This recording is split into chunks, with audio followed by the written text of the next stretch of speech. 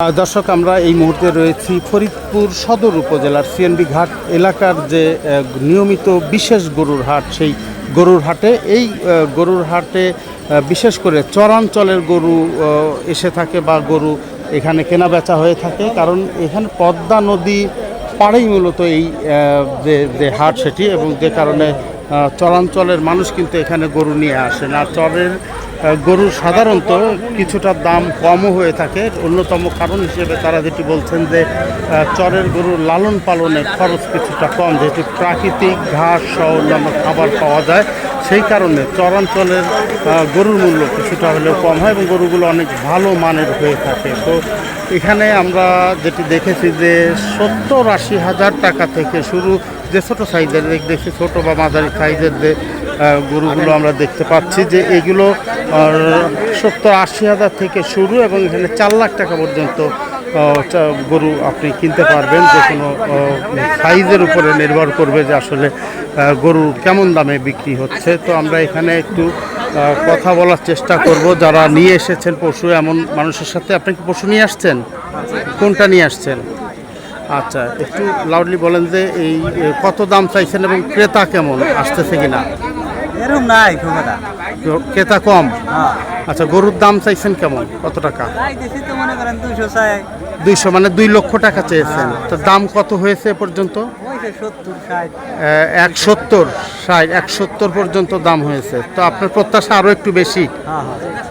আমরা যে পশুটি দেখছি সেটি খুবই হৃষ্টপুষ্ট এবং সুন্দর। এটি 2 লক্ষ টাকা দাম চাওয়া হয়েছে।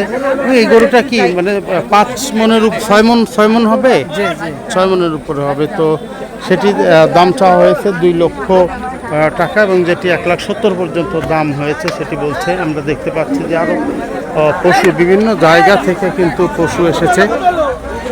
যেটি বলছিলাম যে চরাঞ্চলের পশু এখানে মূলত বিক্রি হয়ে থাকে। তো আমরা একটু আরও দু একজনের সাথে একটু কথা বলার চেষ্টা করব বা জানার চেষ্টা করব যে আসলে এই হাটে পশু কেমন দামে বিক্রি হচ্ছে।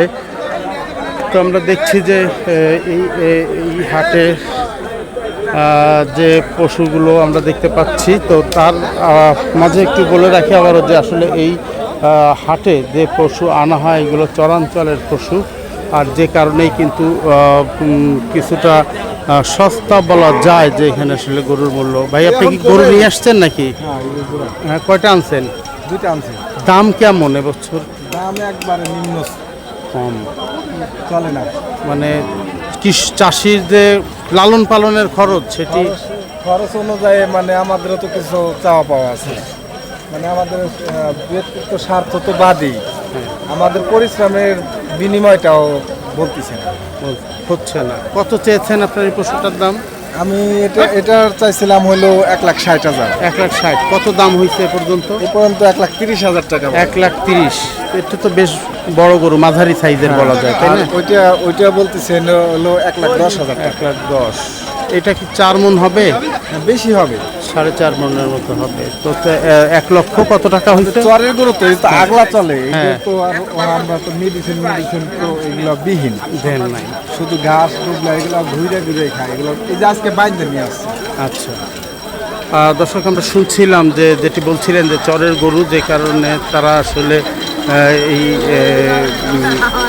বলছিলেন যে প্রাকৃতিক খাবার খেয়ে থাকেন, যে কারণে এই গরুগুলো হৃষ্টপুষ্ট হয়ে থাকেন।